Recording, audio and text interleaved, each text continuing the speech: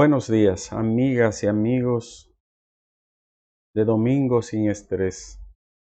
Hoy, como siempre, como cada domingo, sacamos este momentito, ¿no? Para hablar unos minutos de algún tema de interés que nos haga pensar y reflexionar y que nos aporte algo a las ideas, ¿no? Sobre cualquier entidad, término, hecho o movimiento o biografía que nos ayude a entender un poquito la realidad. Recuerden que este espacio es una colaboración de Francia Brick o Francia Valoy, ella es Mortgage Banker, una asesora hipotecaria y financiera para cualquier tipo de transacción hipotecaria para la gente de Miami, New Jersey, Nueva York, Connecticut. Esa es un área donde ella ha trabajado durante muchos años, más de 30 años, en el servicio de asesoría y acompañamiento para este tipo de hipotecas y préstamos hipotecarios. Llamen a Francia al 718-344-0819. 718-344-0819. Le puede orientar, ayudar, le ayuda en cualquier confusión o aclaración al respecto de los temas ligados al mundo hipotecario y puede ayudarle a ahorrarse muchísimo problema y dinero. Llamen a Francia Valoy o Francia Brick a ese número y verá que serán muy bien asesorados. El tema de hoy, a sugerencia de dos amigos del chat y de la red, es la posmodernidad. ¿Qué es la posmodernidad? ¿Existe en realidad la posmodernidad? ¿Hay algo más allá de la modernidad? Este tiempo que vivimos es una superación de la modernidad tardía. ¿Qué implicaciones tiene? ¿Qué significado tiene? ¿Cuáles son los impactos? ¿Cómo se expresa la posmodernidad? La posmodernidad es un término inventado por Jean Baudrillard en el año 1979 en un tratado que se llama Simulaciones y Simulacro, y bajo un estudio que él hace con relación a la hiperrealidad. Él es que usa el término hiperrealidad. Baudrillard es un filósofo, escritor, sociólogo, intelectual francés de un vasto conocimiento, con una tremenda formación y con una influencia muy grande de filósofos, pensadores y escritores que constituyeron ese paquete del siglo XX, de finales del siglo XIX y principios del siglo XX, de una intelectualidad muy robusta. Baudrillard muere en el año 2007, si no me falla la memoria. Es un hombre que dura casi 80 años, 77 años más o menos. Y él le tocó vivir y presenciar todo el siglo XX, desde los principios hasta el año 2007, creo que fallece en el 2007. El hecho es que Baudrillard trata la posmodernidad y es el primero que utiliza este término para describir una nueva situación y realidad que él considera que ya ha superado en muchos aspectos a la modernidad. Para entender qué es la posmodernidad, es conveniente comprender brevemente qué es la modernidad. La modernidad significa un periodo que más o menos en términos cronológicos e históricos se inicia con el arreglo que se da en Europa para ponerle fin a la Guerra de los 30 años. La Guerra de los 30 años había azotado Europa y duró hasta 1648. A partir de ahí se firma un tratado que se llama Westfalia y entonces se funda el Estado moderno, se crean las primeras fronteras y se trata de superar muchos escollos del viejo régimen medieval y despótico, ¿no? Del despotismo, no por completo, sino algunas cuestiones. Y entonces se le da un aire de modernidad al pensamiento, a las ideas, a la ciencia, etc. Claro, todo esto empujado por el racionalismo de Descartes, de Renato Descartes, de Bacon y posteriormente de Spinoza, el gran filósofo de origen judío. En todo caso, la posmodernidad es como una superación o periodo posterior a la modernidad. Claro, la modernidad no es solo eso que yo digo, implica mucho más: escritores, autores, movimientos, revoluciones. 1648 es el empuje no, de pensar en un Estado moderno con territorio, ejército, fronteras, una población, unos símbolos patrios, nacionales y una soberanía. Exercen potestas autoritas, es decir, un ejercicio de la autoridad y de la potestad.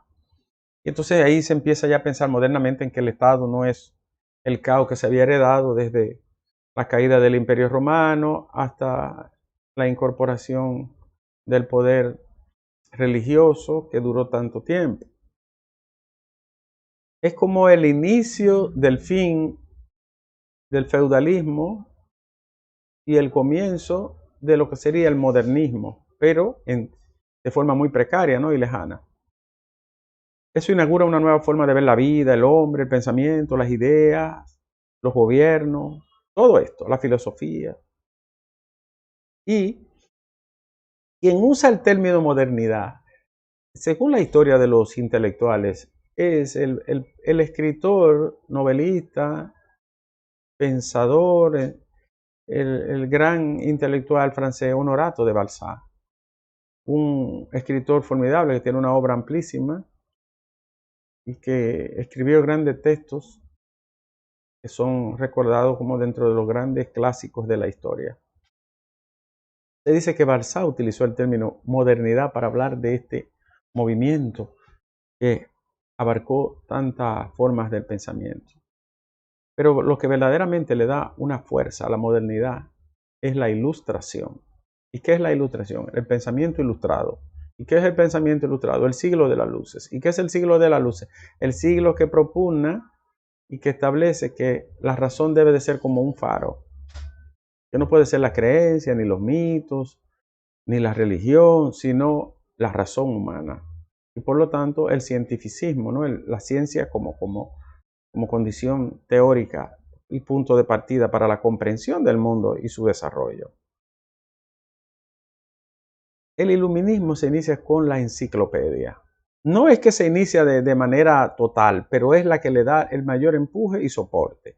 ¿Y qué es la enciclopedia? El enciclopedismo, que lo fundan Jean d'Alembert y un hombre formidable en la historia que se llama Denis Diderot. Ellos son los que fundan la primera enciclopedia, que es un diccionario sobre los diferentes temas de conocimiento, amparado en la razón.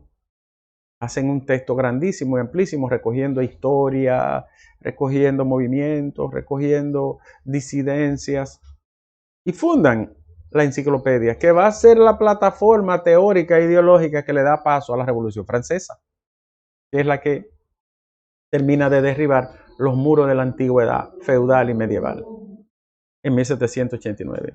Diderot es un tipo que nace como a principios de 1700, muere en 1784. Fíjense que él muere antes de la Revolución, porque la Revolución en 1789.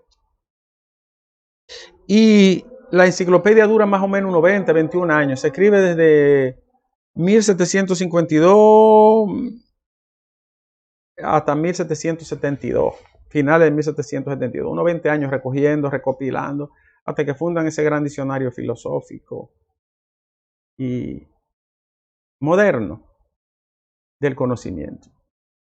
Lo que nosotros llamamos hoy Google o cualquier buscador o sitio del conocimiento, Wikipedia, es lo que Diderot hace en 1752 junto con d'Alembert. Recopilar, guardar y crear todo un amasijo de documentos y narraciones sobre el conocimiento y una nueva forma de entender el mundo. Eso es el sello de la modernidad. Entonces, la modernidad desemboca en el movimiento más importante de Europa y del mundo conocido, que es la Revolución Francesa. Que es una revolución burguesa, pero que rompe todos los esquemas del viejo régimen, del pasado régimen feudal, monárquico y medieval. Y ahí se inicia ya lo que se había concebido como semilla del Estado moderno de 1648, ciento y pico de años después, 1789, entonces le da ya paso a las bases sólidas de un Estado moderno, con los mismos elementos que habíamos mencionado anteriormente: soberanía, suelo, territorio, frontera, ejército y una estructura burocrática que se llama gobierno. A partir de ahí, la modernidad, fundada en la igualdad, la solidaridad y la confraternidad que promete el desarrollo, que promete la Revolución Francesa. Entonces, estas ideas iluminadas alcanzan el mundo completo, llegan a todas partes. Señores, Juan Pablo Duarte va a Europa, a España y a Francia, a Inglaterra, a Alemania, y se nutre de esas ideas del iluminismo. Bolívar,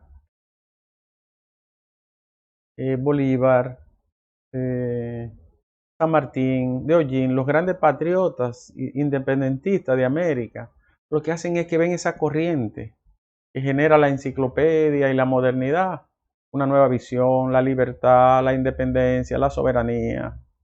Y entonces esa gente se nutre de eso. Por eso es que Juan Pablo Duarte viene con unas ideas tan revolucionarias después de su viaje a Europa, siendo un adolescente. Porque pudo captar todo ese movimiento revolucionario que invadía Europa con esas ideas.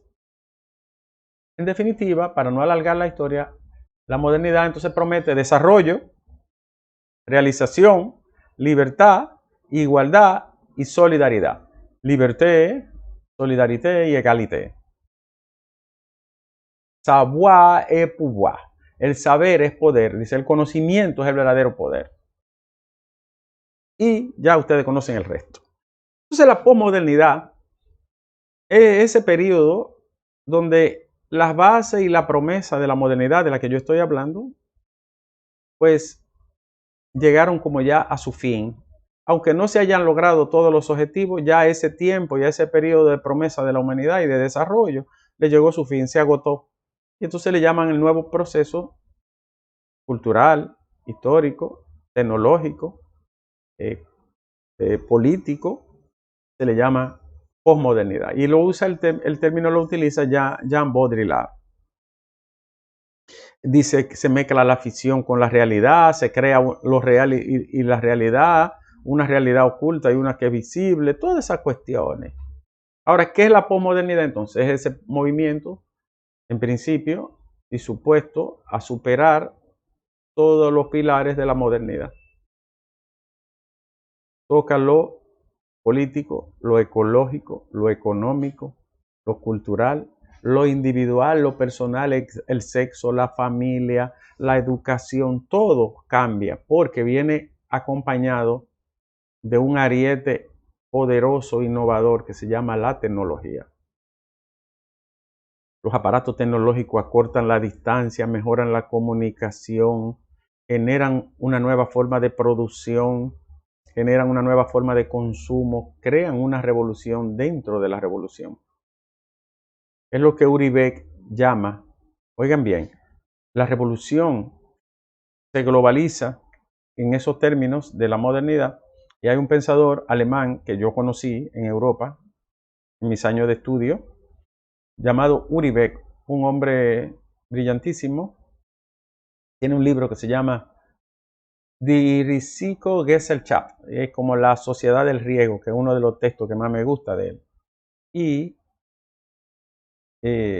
Uri Beck dice, señores, este proceso tan globalizante, tan abarcador, este globalismo hoy está generando un cambio en los poderes públicos, en los poderes nacionales, en los poderes internacionales, en la constitución, en el derecho, en todo. Dice, pero uno de los cambios más importantes que está produciendo la posmodernidad y el globalismo es en el individuo, en el ego, en la identidad de la persona. Y es verdad, ustedes lo ven. Dice, esto es tan poderoso que lo que piensa la cabeza y dice la boca a veces no es lo que termina siendo la mano.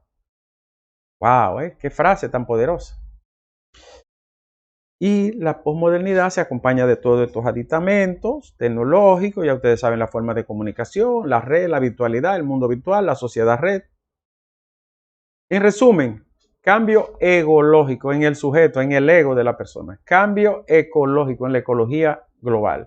Cambio financiero. Con una tarjetita y con un código y una data, usted saca, mete dinero, hace transferencias, hace de todo. Cambio cultural. Una nueva cultura de consumo. Nunca vista en la historia. Cambio individual. El individualismo como ideología, ya ustedes lo ven. Cambio político. Cualquier sujeto puede ser hasta presidente. Cambio político. En todo el sentido de la palabra, una transformación de la política. Cambio del lenguaje. Que lo que, boom, pam, pam, pam. Toda esa simbología de emoticones. Cambio en un nuevo lenguaje universal en todos estos aparatos. Cambio en la educación, hasta a distancia, virtual, todo esto. Un niño aprende a aprender esto sin que nadie se lo haya enseñado nunca. Usted le da esto y lo prende y busca cosas. Cambio en todo el sentido. Se crean nuevas jergas globales, musicales, moda, todo. Usted ha visto los pantalones que se ponen por los tobillos los muchachos. Todo eso entra en el campo de la moda, la modernidad. Es una visión totalmente, yo estoy hablando de forma muy resumida, quiero abarcar lo más que pueda a término, ¿no? Una visión totalmente distinta desde el mundo global. Tecnología, desarrollo, biotecnología, genética, mapa humano, ADN, todo esto entra en una transformación del mundo vida, de la economía mundo, como le llaman. Y la transformación es radical, capitaneada por la tecnología. Produce felicidad, produce insatisfacción, produce incertidumbre, produce angustia y produce alegría también. Todo eso se mezcla como sin diferenciación a veces. Con una característica que es abarcador. Todo el mundo está metido en la globalización aunque no quiera. Por la comunicación. Se crean las redes sociales, ahí entra de todo, la virtud, las cosas buenas, las noticias, entran los fake, la falsedad, la mentira, los resentimientos, los enfermos mentales que tienen trastorno entran también, pero la gente valiosa, la gente buena, la gente noble, la gente virtuosa, los sabios, los no sabios, los desnortados, los bien enfocados, todo entra en una especie de un nuevo paisaje social. Finalmente, esto genera que las categorías del pensamiento humano no tengan capacidad todas para responder al mismo tiempo. Produce mucha sobresaturación, la noticia, la información, los textos, las imágenes. Produce una manera abrumadora, ¿no?, de ver el mundo, de conocerlo y de estar en él. Pero a la vez, la red permite una comunicación más efectiva que nunca. Y desde la caída del muro de Berlín, que es donde se inicia el último paso de la posmodernidad, porque es que derrumba y derrumba el bloque soviético y el bloque oriental y queda un solo modelo, una monocultura capitalista, un modelo único, unívoco. Entonces, eso también ocasiona otros impactos políticos, estructurales y sociales que son inimaginables. ¿A dónde llevará la posmodernidad? Que ha tocado todo: el sexo, la familia, la educación, la escuela, la casa, el individuo. ¿A dónde llevará? Bueno, eso no es una respuesta tan fácil de responder. Esto sí se sabe. El individuo, a través de la historia, la familia, el sujeto, la sociedad, como usted quiera verlo, cada vez que hay un trastorno, un desvío, un desvarío, una caída, busca la forma de recomponerse. Busca la forma de sobrevivir, busca la forma de adecuarse.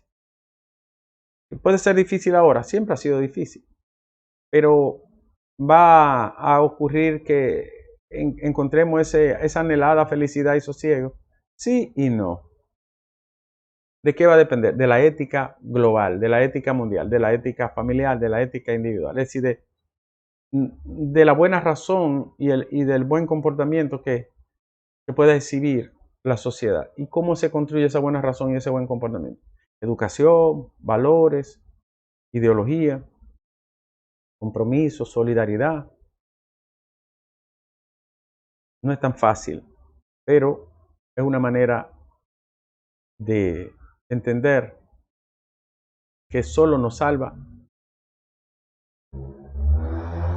la ética revolucionaria. La ética revolucionaria, esa ética que desafía lo negativo, lo injusto, lo nefasto, y que ha hecho prevalecer a la familia humana, aunque sea una minoría que la practique, ha servido como un impulsor de la historia. Y a eso se apuesta. Además, las invenciones, las innovaciones, el modelo educativo está sometido a una tensión y a un desafío nunca visto. Continuaré hablando de esto porque solo es un resumen muy sucinto. Se me quedan muchas cosas, se me quedaron muchos autores. No he mencionado a los grandes estudiosos de este fenómeno como Beck, Giddens, Zizek, Byung-Chul Han, el mismo Baudrillard, Bettel, muchísima gente que se ha dedicado a estudiar esto. Simon Bauman, se dedicaron a estudiar este fenómeno y que continuaré hablando porque hay que seguirlo. Lo voy a allanar más y a tocarlo renglón por renglón, porque una de las características que mi tesis que yo he hecho sobre estudio de maestría y doctorado es dentro de la globalización. Y entonces le voy a hablar de esos aspectos del derecho, de la justicia, de la cultura, del individuo, del amor, de todas esas cosas. Gracias Francia Avaloy, Francia Brick, con su teléfono 718-344-0819, asesora bancaria hipotecaria, nuestra amiga Francia. Llámela para que le oriente bien a toda la gente de Nueva York, New Jersey, Miami, Connecticut. Todo lo que le han llamado le ha ido muy bien. Así que consulten con Francia. Nosotros nos vamos y nos vemos mañana lunes, Dios mediante, en el café a las 12 del mediodía. Recuerden que es al mediodía el café. No olviden suscribirse y de darle like a todos estos contenidos. Un abrazo para todos.